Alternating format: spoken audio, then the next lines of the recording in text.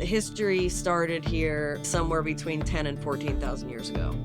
And I don't want to get too political, but the Indians were here. This is our land, and it's all been taken from us. And then were killed and called savages and went through who knows what.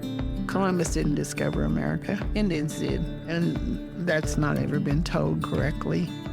This concept of ethnocentrism, Christian European explorers that are doing the bidding of these European monarchs. It doesn't even allow for the possibility that the lands and or people that they're encountering are already sovereign, innately. Because I feel like we've lost enough.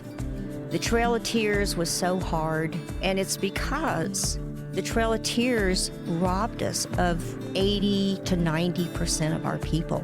But not everything in Ozark history is pretty, and it needs to be preserved as a teaching tool, and so that we can count the cost of how we got here, but it doesn't need to be preserved as a way of being.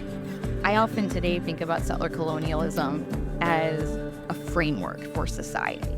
Today, and in the past 500 years, it's an ongoing process that shapes just about every domain in U.S. society, from education to media to law, health, medicine, environment. And we were the frontier. This was it.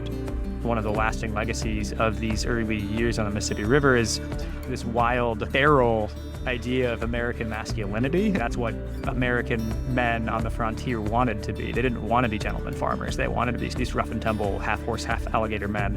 And I look at what's happening today in our political culture, that's never gone away. That remains deeply embedded. We're in the South, Arkansas is a southern state, and the Lost Cause mythology is a nostalgic view of history. So the Lost Cause, the South was a better place before the Civil War, which we know is absolutely incorrect, right? We don't even have time to list all the reasons why that was incorrect. And so that's why nostalgia makes us lazy, and nostalgia lets us accept things that are dangerous for all members of our community. Native Americans and African Americans are seen as either a roadblock or a tool for creating this political and economic system that's benefiting that group. There were a lot of things that happened where the statue was just simply becoming more than a conversation piece. It was becoming a lightning rod controversy. What we're going through today with polarization, you see very much the same in the 1850s.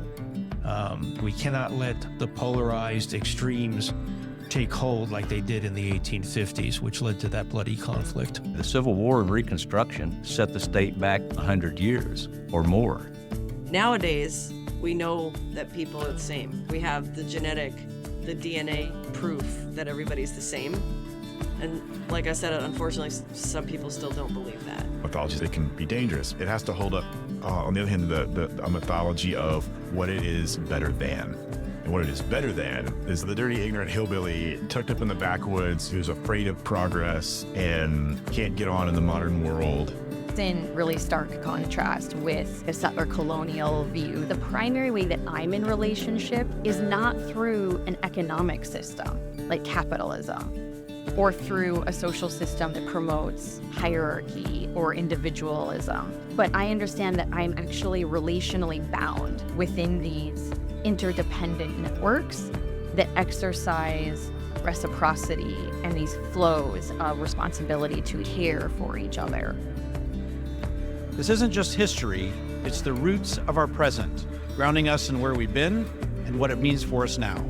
If you're looking to understand how we arrived at this moment and how we move forward, we have answers.